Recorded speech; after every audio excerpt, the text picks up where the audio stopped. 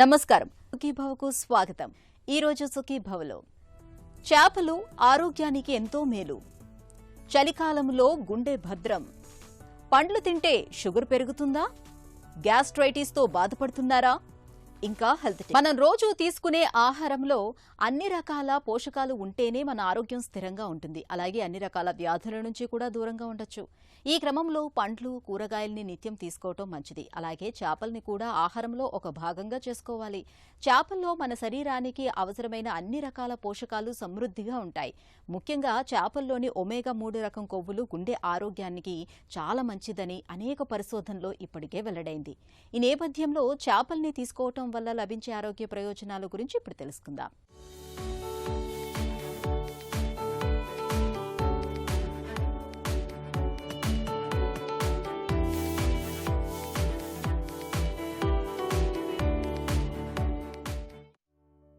వాతావరణం చల్లగా ఉన్నప్పుడు వేడివేడిగా ఏదైనా తినాలనిపించడం సహజమే. ఇలాంటప్పుడు కమ్మటి రుచితో కూడిన చేపల పులుసు తింటుంటే ఆ మజానే వేరు. చేపల్ని ఎలా తిన్నా రుచిగానే ఉంటుంది. పులుసే కాదు, చేపల వేపుడు కూడా అద్భుతంగానే ఉంటుంది. చేపల్ని ఏదో ఒక రూపంలో వారంలో కనీసం 2-3 సార్లు తింటే అనేక ఆరోగ్య ప్రయోజనాలు లభిస్తాయని చెబుతారు డాక్టర్లు. మాంసాహారాన్ని బాగా ఇష్టపడేవాళ్లు చికెన్, మటన్ వంటి జంతు మాంసాల కంటే చేపల్ని తినడాన్ని అలవాటుగా మార్చుకుంటే చాలా మంచిదని, అది వారి ఆరోగ్యానికి ఎంతగానో మేలు చేస్తుందని చెబుతారు పరిశోధకులు. చేపల్లోని ఒమేగా-3 రకానికి చెందిన కొవ్వులతో ఎన్నో రకాల ఆరోగ్య ప్రయోజనాలు కనిపిస్తున్నట్లు ప్రపంచ ఆరోగ్య సంస్థ సైతం పేర్కొంటోంది. చేపల్లో మనకు చాలా వెరైటీ ఆఫ్ న్యూట్రియంట్స్ అనేవి ఉంటాయండి. ఎలా అంటే ప్రోటీన్తో పాటు ఈవెన్ వైటమిన్స్, మినరల్స్ లాంటివి చాలా వరకు మనకు ఇందులో లభిస్తాయి. ఎలా అంటే ఇప్పుడు చేపలు వచ్చేసి మనకు వైట్ మీట్ అంటుంటాం అనమాట. వైట్ మీట్ వల్ల చాలా ఎక్కువ హెల్త్ బెనిఫిట్స్ ఉంటాయి. ఈ వైట్ మీట్ ఏదైతే మనకు చేపల్లో ఉంటుందో దీంట్లో మనకు ప్రోటీన్తో పాటు variety of vitamins like vitamin D, vitamin A, vitamin E, B vitamins ఇలాంటివి చాలా వరకు మనకు ఉంటాయి.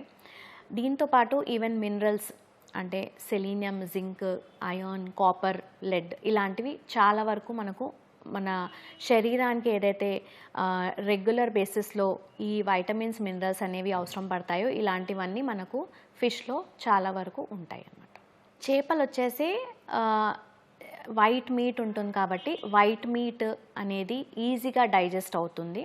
ఎక్కువ ఇప్పుడు మనం రెడ్ మీట్తో కంపేర్ చేస్తే కనుక రెడ్ మీట్ అనేది ఫ్యాట్ అంటే కొలెస్ట్రాల్ కంటెంట్ అనేది రెడ్ మీట్లో ఎక్కువగా ఉంటుంది. అదే మనం వైట్ మీట్ చూస్తే కనుక ఫిష్లో ఉన్న వైట్ మీట్ చూస్తే కనుక ఇందులో ఈ కొలెస్ట్రాల్ కంటెంట్ ఉండదు కాబట్టి ఈజీగా డైజెస్ట్ అవుతుంది. ప్లస్ మన శరీరంలో ఏవైతే ఇన్ఫ్లమేషన్ అంటే వాపు లాంటివి సమస్యలు జరుగుతూ ఉంటాయో, ఆర్థరైటిస్ కానివ్వండి, లేదంటే ఈ ఇన్ఫ్లమేటరీ బవెల్ డిసీజ్ కానివ్వండి, వెరైటీ ఆఫ్ ఇన్ఫ్లమేషన్స్ ఏవైతే మన బాడీలో ఉంటాయో దీనికి ఏంటంటే యాంటీ ఇన్ఫ్లమేటరీ ఫుడ్ లాగా పనిచేస్తుంది. ఎందుకంటే అందులో ఫిష్లో మనకి ఏదైతే ఒమేగా-3 ఫ్యాటీ యాసిడ్ కంటెంట్ ఉంటుందో అది చాలా వరకు ఇన్ఫ్లమేషన్ని తగ్గించడానికి హెల్ప్ చేస్తూ ఉంటుంది. సో అందుకే ఫిష్ రెగ్యులర్ బేసిస్లో తీసుకోవడం వల్ల చాలా వరకు మనకు ఈ హార్ట్ హెల్త్ కాకుండా, ఇన్ఫ్లమేటరీ ప్రాసెస్ కాకుండా ఇంకా brain health, skin health and hair హెల్త్కి కూడా చాలా వరకు హెల్ప్ అవుతూ ఉంటుంది. బెనిఫిట్స్ చూసుకుంటే కనుక ఎవరికైతే ఐసైట్ ఉంటుందో రెగ్యులర్ బేసిస్లో ఈ ఫిష్ అనేది కన్జ్యూమ్ చేయడం వల్ల ఏమవుతుందంటే వైటమిన్ ఏ కంటెంట్ అనేది చాలా వరకు ఉంటుంది కాబట్టి ఐ హెల్త్ని కూడా మనం మెయింటైన్ చేసుకోవచ్చు. దీంతోపాటు skin health and hair health, even hair fall ఉన్న వాళ్ళకి కానివ్వండి, లేదంటే చాలా రఫ్ హెయిర్ ఉండడము, లేదంటే ఈవెన్ స్కిన్లో కూడా డ్రై స్కిన్ ఉండడము, ఇలాంటివి కూడా మనకు ఈ ఫిష్ రెగ్యులర్ బేసిస్లో తీసుకోవడం వల్ల ఈ బెనిఫిట్స్ అనేవి మనకు లభిస్తూ ఉంటాయి. ఇంకా హార్ట్ హెల్త్ని చూస్తే కనుక ఎవరికైతే హార్ట్ డిసీజెస్ ఉంటాయో, కొరోనరీ ఆర్టరీ డిసీజ్ కానివ్వండి, వెరైటీ ఆఫ్ హార్ట్ డిసీజెస్లో కూడా మనకు చాలా వరకు రీసెర్చ్ ఏం చెప్తుందంటే ఫిష్ ఆయిల్ కన్జంప్షన్ చేయడం వల్ల కానీ మనకు ఈ హార్ట్ ప్రొటెక్టివ్ ఏజెంట్ లాగా మనకు చాలా వరకు యూజ్ అవుతుంది. At the same time BP ఎక్కువ, హై బ్లడ్ ప్రెషర్ ఉన్న వాళ్ళకు కూడా రెగ్యులర్ బేసిస్లో ఫిష్ తీసుకోవడం వల్ల ఈవెన్ బ్లడ్ ప్రెషర్ని కూడా మనము కంట్రోల్లో చేసుకోవచ్చు. చేపల్లో ప్రోటీన్లు, కార్బోహైడ్రేట్లతో పాటు విటమిన్ ఏ, విటమిన్ డితో పాటు ఫాస్ఫరస్ వంటి పోషకాలు మనకు అందుతాయి. మాంసాహారాల్లో ఒక్క చేపల్లోనే మనకు అమినో యాసిడ్స్ లభిస్తాయి. ప్రతిరోజు చేపల్ని తినేవారిలో గుండె జబ్బులు, మధుమేహం వంటి సమస్యలు చాలా తక్కువ. చిన్న చిన్న చేపల్ని వాటి ముళ్ళులతో సహా తిన్నప్పుడు కాల్షియం, భాస్వరం, ఐరన్ వంటి పోషకాలు మనకు దండిగా లభిస్తాయి. చేపల్లో మాత్రమే దొరికే ఒమేగా-3 కొవ్వులతో గుండెపోటు ముప్పు బాగా తగ్గిపోతుంది. అంతేకాదు రక్తంలో చెడు కొలెస్ట్రాల్ తగ్గి మంచి కొలెస్ట్రాల్ పెరుగుతుంది. శ్వాస సంబంధ సమస్యలు చాలా వరకు తగ్గుతాయి. శరీరంలో రక్త ప్రసరణ చక్కగా ఉంటుంది. రక్తపోటు నియంత్రణలో ఉంటుంది. పురుషుల్లో ప్రొస్టేట్ క్యాన్సర్ ముప్పు బాగా తగ్గిపోతుంది. శరీరంలో క్యాన్సర్ కణాల వ్యాప్తికి అడ్డుకట్ట పడుతుంది. చేపలు తీసుకోవటం వల్ల వ్యాధి నిరోధకత పెరుగుతుంది. బరువు అదుపులోకి వస్తుంది. చేపల్లోని ఒమేగా కొవ్వులకు మన ఒంట్లో వాపును తగ్గించే గుణం ఉంది. కీళ్ల నొప్పులతో బాధపడేవాళ్లు తరచూ చేపల్ని తినటం చాలా మంచిది. తరచూ చేపల్ని తినేవారికి అల్జీమర్స్ ముప్పు తగ్గుతుంది. మానసిక ఒత్తిడి నుంచి ఉపశమనం లభిస్తుందని చెబుతారు నిపుణులు. హార్ట్ హెల్త్ అంటే హార్ట్ ప్రాపర్గా ఫంక్షనింగ్ చేయడముతో పాటు ఇది కాకుండా ఈవెన్ హార్ట్ డిసీజ్ ఉన్న వాళ్ళు, బ్లాకేజెస్ ఉన్న వాళ్ళు కానివ్వండి, హార్ట్ సరౌండింగ్ మనకు ఒక లేయర్ ఉంటుంది. ఆ లేయర్ని కూడా మనం ప్రొటెక్ట్ చేసుకోవాలంటే మనము రెగ్యులర్ బేసిస్లో ఫిష్ తీసుకోవడం వల్ల చాలా వరకు బెనిఫిట్స్ ఉంటాయండి. ఫిష్ అంటే మనకు మెయిన్ గుర్తొచ్చేసేది ఒమేగా-3 ఫ్యాటీ యాసిడ్స్. కానీ ఈ ఒమేగా-3 ఫ్యాటీ యాసిడ్స్ వచ్చేసి డిఫరెంట్ టైప్ ఆఫ్ ఫిషెస్లో మనకు డిఫరెంట్ కంటెంట్స్ అనేవి అవైలబుల్ ఉంటాయి. ఎక్కువ అయితే మనకు సీ ఫిష్ అంటే సముద్రపు చేపలు ఏవైతే ఉంటాయో ఇందులో ఒమేగా-3 ఫ్యాటీ యాసిడ్ కంటెంట్ అనేది చాలా ఎక్కువగా ఉంటుంది. ఎస్పెషలీ సాల్మన్ ఫిష్ కానివ్వండి, ట్యూనా ఫిష్ కానివ్వండి, ఇలాంటి వాటిలో మనకు ఒమేగా-3 ఉంటుంది. కాబట్టి ఈ హార్ట్ ఈవెన్ ఫంక్షనింగ్ నార్మల్గా ఉన్న వాళ్ళు కూడా ఇంకా ఫ్యూచర్లో ఎలాంటి ప్రాబ్లమ్స్ రాకుండా ఉండాలంటే కూడా మనం రెగ్యులర్ బేసిస్లో ఫిష్ అనేది కన్జ్యూమ్ చేసుకోవచ్చు. Regular basis in the sense ఇప్పుడు మనము వారానికి అట్లీస్ట్ ఒక 2 నుంచి 3 సార్లు ఈ ఫిష్ని తీసుకుంటూ ఉండాలి. ఎంత క్వాంటిటీ అంటే 100 గ్రామ్స్ 1 సర్వింగ్ అనేది మనకు 100 గ్రామ్స్ అనేది ఉంటుంది. ఈ 100 గ్రామ్స్ 1 సర్వింగ్ వీక్లీ ఒక 2 నుంచి 3 సార్లు తీసుకుంటే కనుక మనం చాలా వరకు ఈ హార్ట్ ఫంక్షనింగ్ని చాలా కంట్రోల్లో పెట్టుకోవచ్చు. ఎస్పెషలీ హై బ్లడ్ ప్రెషర్ ఉన్న వాళ్ళకి బ్లడ్ ప్రెషర్ని కంట్రోల్ చేయడానికి హెల్ప్ అవుతుంది. ఎందుకంటే ఇందులో మినరల్ కంటెంట్ అనేది ఎక్కువగా ఉంటుంది. కాబట్టి ఈ మినరల్స్ వల్ల మనకు బ్లడ్ ప్రెషర్ చాలా వరకు రెడ్యూస్ అవుతుంది. ఎప్పుడైతే బ్లడ్ ప్రెషర్ అనేది రెడ్యూస్ అవుతుందో అప్పుడు ఆటోమేటికలీ బ్లడ్ ఫ్లో అనేది డిఫరెంట్ బాడీ పార్ట్స్కి చాలా బాగా చేరుకుంటుంది. ఈవెన్ దీనివల్ల ఏమవుతుందంటే మన బ్రెయిన్ హెల్త్ కూడా చాలా వరకు ఇంప్రూవ్ అవుతుంది. కొంతమందికి ఊరికే మర్చిపోతూ ఉంటారు, ఎక్కువగా గుర్తుండదు. ఇలాంటి వాళ్ళలో కూడా ఈ బ్రెయిన్ హెల్త్ని ఇంప్రూవ్ చేసుకోవడానికి ఫిష్ అనేది మనం రెగ్యులర్ బేసిస్లో తీసుకోవచ్చు. ఇమ్యూనిటీ బూస్ట్ చేసుకోవడానికి కూడా చాలా హెల్ప్ అవుతుంది. స్కిన్ హెల్త్కి హెల్ప్ అవుతుంది. హెయిర్ హెల్త్కి హెల్ప్ అవుతుంది. సో ఇవన్నీ మనము ఓవరాల్గా మన బాడీలీ ఫంక్షన్స్ ఏంటంటే హార్ట్ ద్వారానే ఎంటైర్ బాడీకి మనకు బ్లడ్ పంప్ అవుతుంది. కాబట్టి ఓవరాల్గా హార్ట్ హెల్త్ కనుక మనం కాపాడుకుంటే చాలా వరకు వేరే అన్ని ఆర్గన్స్ని కూడా మనం చాలా వరకు కాపాడుకోవచ్చు. చేపలు అంటే కొంతమందికి ఫిష్ ఎలర్జీ అనేది ఉంటుంది. చిన్నప్పటి నుంచే చాలామందికి అంటే ఈ ఫిష్ ఎలర్జీ ఉన్న వాళ్ళు ఎవరైతే ఉంటారో సర్టెన్ టైప్ ఆఫ్ ప్రోటీన్ అనేది మనము డైజెస్ట్ చేయలేమన్నమాట ఫిష్ ఎలర్జీ ఉన్నవాళ్ళు. సో ఇలాంటి వాళ్ళలో ఏంటంటే ఫిష్ ఎలర్జిక్గా ఉన్నారు అంటే 100% ఫిష్ ఆయిల్ సప్లిమెంట్స్కి కూడా వాళ్ళు ఎలర్జిక్ ఉంటారు. ఈ సప్లిమెంట్ కానివ్వండి, అంటే ఫిష్ ఆయిల్ సప్లిమెంట్స్ కానివ్వండి, ఎలాంటి ఫార్మ్ ఆఫ్ సప్లిమెంట్స్ కానీ వీళ్ళు యాక్చువల్లీ అవాయిడ్ చేయవలసి ఉంటుంది. ఎందుకంటే ఓవరాల్గా ఫిష్ ఎక్స్ట్రాక్ట్ నుంచి తీస్తారు కాబట్టి ఈ సప్లిమెంట్ వల్ల కూడా వాళ్ళు ఎలర్జిక్ రియాక్షన్స్ అనేవి చాలా వరకు చూస్తుంటాము. సో ఫిష్ ఎలర్జీ ఉన్న వాళ్ళు మాత్రం కంపల్సరీగా ఈ ఫిష్ ఆయిల్ సప్లిమెంట్స్ని మాత్రం అవాయిడ్ చేసుకోవాలి. దీనికి బదులుగా ఏంటంటే మనకు ఒమేగా-3 ఫ్యాటీ యాసిడ్స్ అనేవి అదర్ సోర్సెస్లో కూడా మనకు ఉంటాయి. ఫర్ ఎగ్జాంపుల్ మనకు ఫ్లాక్స్ సీడ్స్లో ఒమేగా-3 ఫ్యాటీ యాసిడ్స్ ఉంటాయి, వాల్నట్స్లో ఉంటుంది. సో ఇవి రెగ్యులర్ బేసిస్లో తీసుకోవడం వల్ల ఏమవుతుందంటే మనకు ఫిష్ కానీ ఫిష్ ఆయిల్ కానీ తీసుకోవడం వల్ల ఎలాంటి బెనిఫిట్స్ అయితే హెల్త్ బెనిఫిట్స్ ఉంటాయో సేమ్ థింగ్ ఈవెన్ ఈ ఫ్లాక్స్ సీడ్స్, వాల్నట్స్ ఇలాంటి ఫుడ్స్ తీసుకోవడం వల్ల కూడా మనకు ఈక్వల్ బెనిఫిట్స్ ఉంటాయి. బట్ క్వాంటిటీ వైజ్ వచ్చేసి మనకు ఫిష్ అయితే మనం 100 గ్రామ్స్ కన్జ్యూమ్ చేస్తాము. ఫిష్ ఆయిల్ సప్లిమెంట్స్ అయితే క్యాప్సూల్ ఫామ్లో ఉంటాయి కాబట్టి అది తీసుకోవాల్సి వస్తుంది. కానీ వాల్నట్స్ అండ్ ఫ్లాక్స్ సీడ్స్ వచ్చేసి flax seeds 2 teaspoons per day కనుక మనం తీసుకుంటే గుడ్ అమౌంట్ ఆఫ్ ఒమేగా-3 ఫ్యాటీ యాసిడ్స్ మన శరీరానికి అందుతుంది. At the same time walnuts వచ్చేసి 4 to 5 హాఫ్స్ ఆఫ్ వాల్నట్ తీసుకుంటే కనుక దీంట్లో కూడా గుడ్ అమౌంట్ ఆఫ్ ఒమేగా-3 ఫ్యాటీ యాసిడ్స్ అనేది ఉంటాయన్నమాట. చేపలతో ఆరోగ్య ప్రయోజనాలు చాలానే ఉన్నాయి. ఇందులో మరో మాటకు తావులేదు. అయితే కొన్ని రకాల చేపల్లో పాదరసం, సోడియం, అసంతృప్త కొవ్వుల మోతాదు ఎక్కువగా ఉండే అవకాశం ఉంది. కాబట్టి చేపల్ని ఎంపిక చేసుకోవడం విషయంలో కొన్ని జాగ్రత్తలు తీసుకోవడం తప్పనిసరి. కలుషితమైన నీటి వనరుల్లో భారీ లోహాలు, పురుగుమందులు, మైక్రోప్లాస్టిక్లు వంటి పర్యావరణ కలుషితాలు చాలానే ఉంటాయి. ఈ వాతావరణంలో చేపలు కూడా పెరుగుతూ ఉంటాయి. ఈ కలుషితాల నుంచి వచ్చిన చేపలు మంచి బ్యాక్టీరియాను దెబ్బతీస్తాయి. ఉబ్బసం, వికారం, అలసట వంటి జీర్ణ సమస్యలకు దారితీస్తాయి. అందువల్ల చేపలను సురక్షితమైన వనరుల నుంచి కొనుగోలు చేయటం, వాటిని తినడానికి ముందు అవి సరిగ్గా ఉడికేలా చూసుకోవటం చాలా ముఖ్యం. ఇక చేపల్లో చెప్పుకోదగ్గ మొత్తంలో పీచు పదార్థం ఉండదు. పీచు లేకపోవడంతో పేగుల్లో చెడు బ్యాక్టీరియా పెరుగుతుంది. కాబట్టి చేపల్ని తీసుకున్నప్పుడు కూరగాయలు, తృణధాన్యాలు వంటి పీచు అధికంగా ఉండే ఆహారాలను కూడా తీసుకోవాలి. చల్లటి వాతావరణం ఆస్తమా పేషెంట్లకే కాదు హృద్రోగులకు కష్టంగానే ఉంటుంది. ఉష్ణోగ్రతలు అమాంతం తగ్గిపోవటం, శీతల వాతావరణం మూలంగా ఒంట్లోని రక్తనాళాలు అన్నీ కుచించుకుపోతూ ఉంటాయి. ఇలాంటి పరిస్థితుల్లో రక్తపోటు పెరుగుతుంది. ఫలితంగా ఉన్నట్టుండి గుండెపోటు ముంచుకొచ్చే ప్రమాదం పెరుగుతుంది. ఈ నేపథ్యంలో చలికాలంలో హృద్రోగుల జీవన సరళి ఎలా ఉండాలో, గుండెను భద్రంగా ఉంచుకునేందుకు ఎలాంటి జాగ్రత్తలు తీసుకోవాలో ఇప్పుడు తెలుసుకుందాం.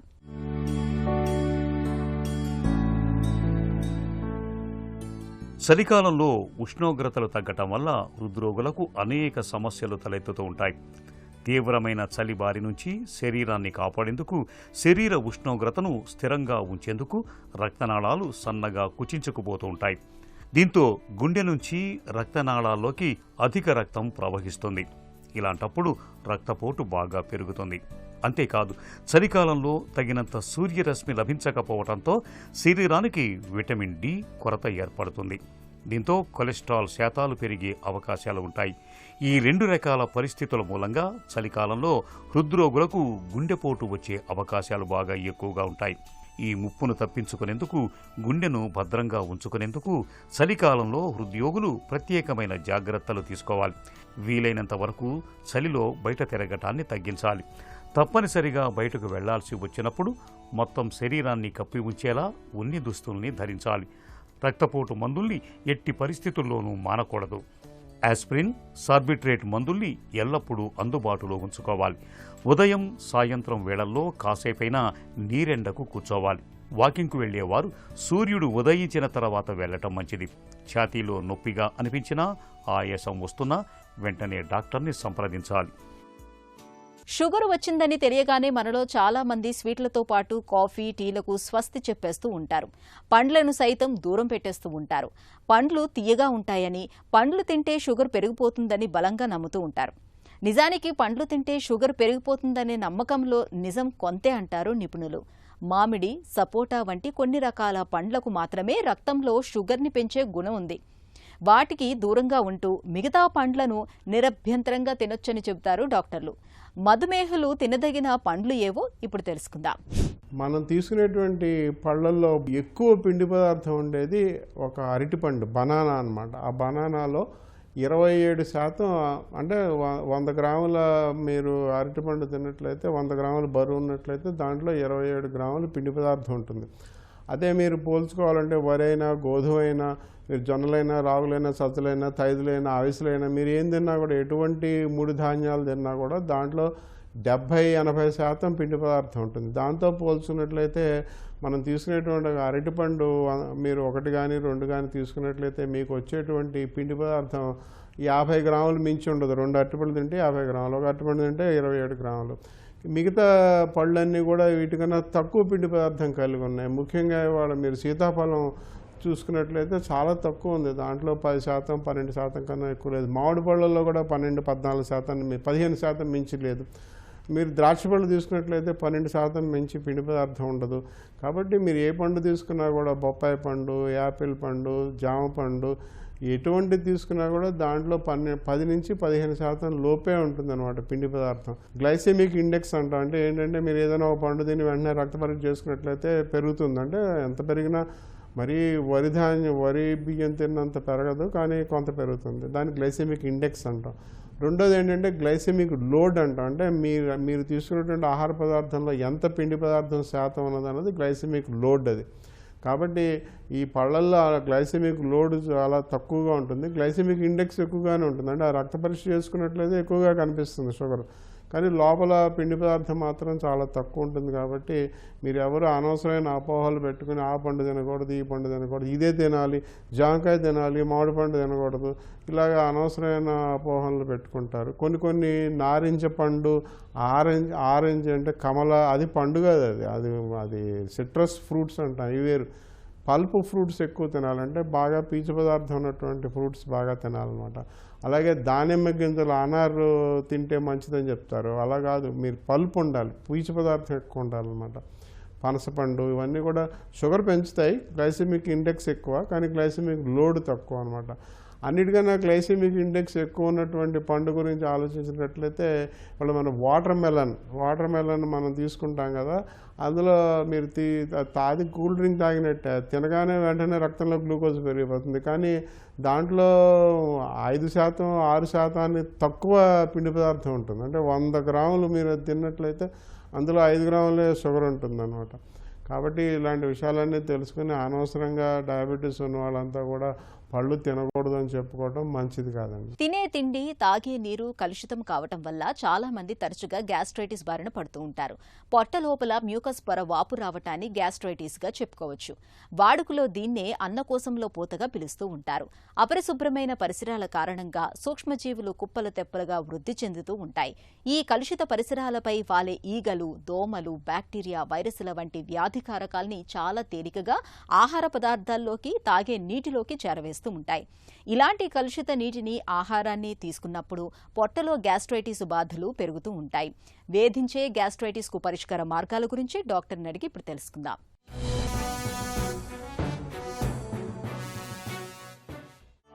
గ్యాస్ట్రైటిస్ అంటే ఏంటి? పొట్ట లోపల స్టమక్ని గ్యాస్ట్రమ్ అంటం జరుగుతుంది.